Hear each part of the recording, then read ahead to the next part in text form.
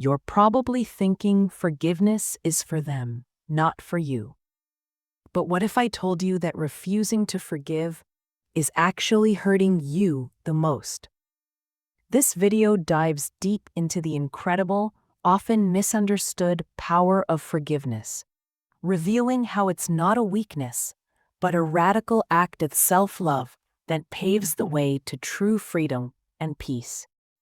In the small coastal town of Harborside, where the salty breeze carried whispers of the sea, lived an old fisherman named Elias. His weathered hands told stories of decades spent battling storms and hauling nets.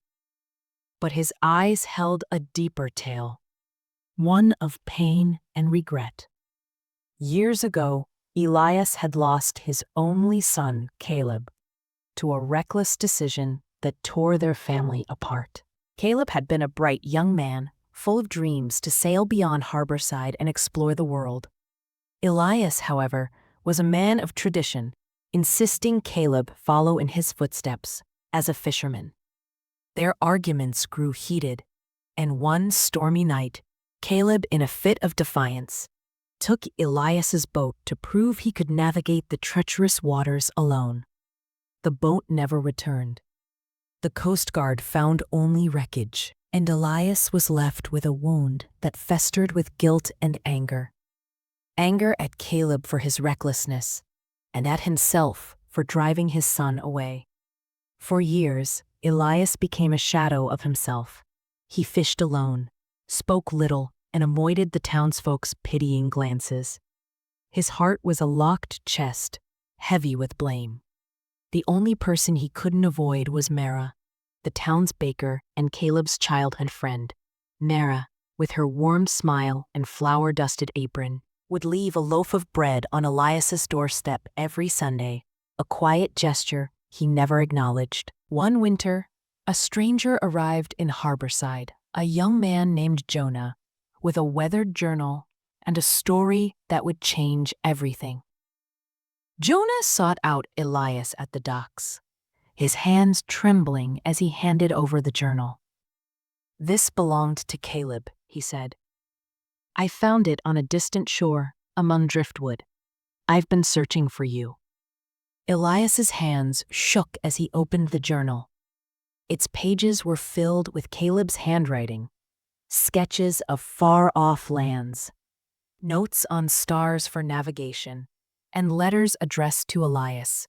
In them, Caleb poured out his regret for that fateful night, his longing to return home, and his love for his father despite their rift.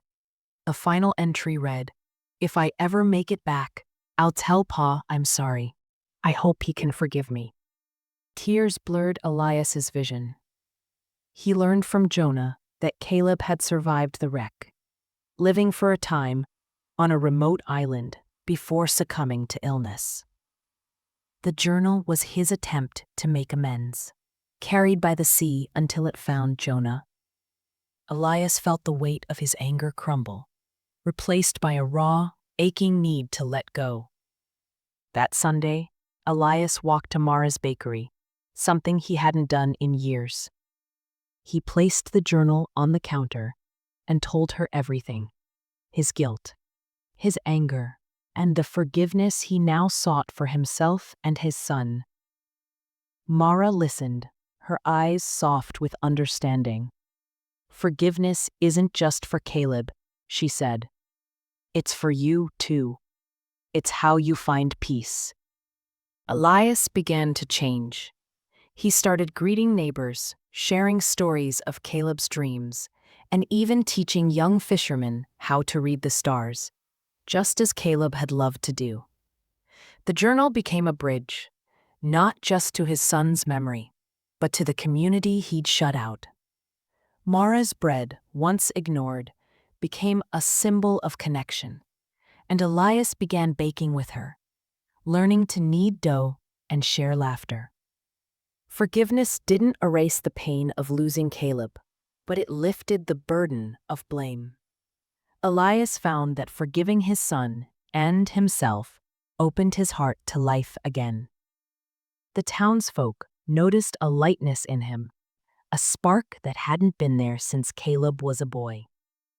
Harborside, once a place of sorrow for Elias, became a home once more. And so, the power of forgiveness wove its quiet magic, not by erasing the past, but by teaching Elias that love could endure beyond loss, mending a broken heart and lighting the way for others in the town by the sea.